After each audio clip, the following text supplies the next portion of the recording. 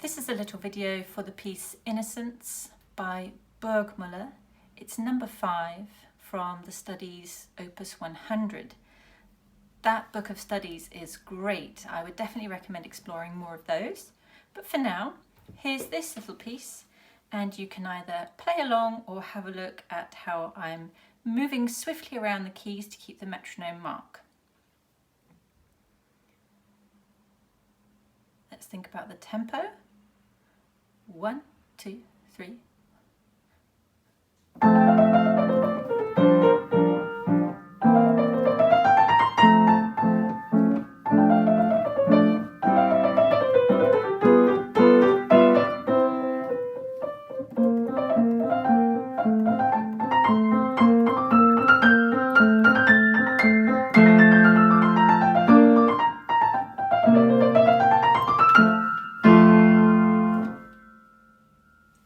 So of course that's the playthrough without the repeat, as it would be for the exam. A couple of little things to talk about. We want to keep the balance between the hands and a lightness to these flowing semiquavers. So try to keep the 4 notes slow if you can. I would practice slowly and shape your slurs more or less. Always think of down for the beginning of a slur, up, down, up, more sound, less sound, more, less, less. No matter how long the slur, more sound at the beginning and less afterwards. You can notice that particularly in bar 7, where there are actually the little diminuendos on each of the 2-note slurs.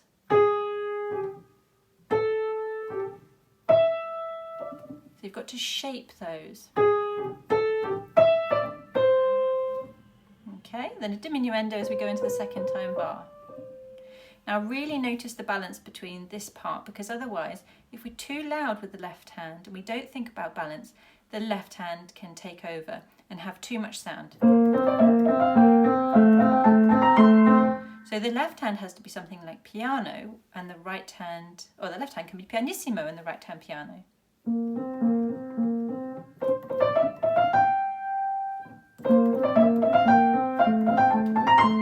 Crescendo, forte.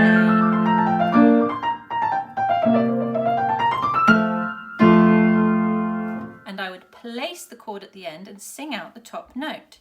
So this note receives a striking action for voicing of the chord.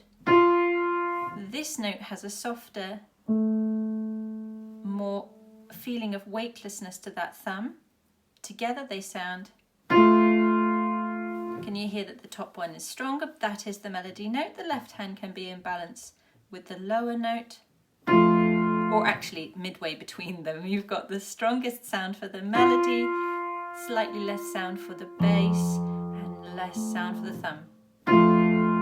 You've got to think about voicing these chords. So keep the left hand soft in that busy section. Really observe your lovely articulation in the right hand. Staccato, legato, slur, down, up, down, hold, and up, down, hold for the crotchet. Notice that one's not staccato there. And so then our pattern repeats. Short and off, and hold and short, smooth off and hold, and a lovely descending scale. So look, this is why we practice all our scales. This is just F major.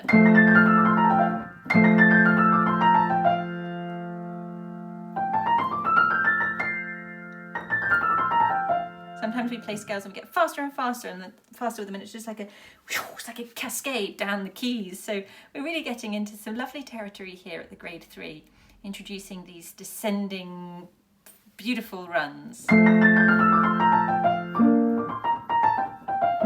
Okay, and then a lovely little phrase up to the top, and then I would place that chord there. I would give it a little moment of placing it there, really, so we find a sense of arrival at the end of that gorgeous piece. So if you have any questions, jot them down underneath in the comments, and really enjoy. It says grazioso, it's graceful, beautiful piece of the classical repertoire, And everything you practice here will be useful when you're playing pieces by Mozart, pieces by Beethoven, Clementi. You're going to enjoy these shaping of the slurs and lots of these scalic figures, 2-note slurs. I'm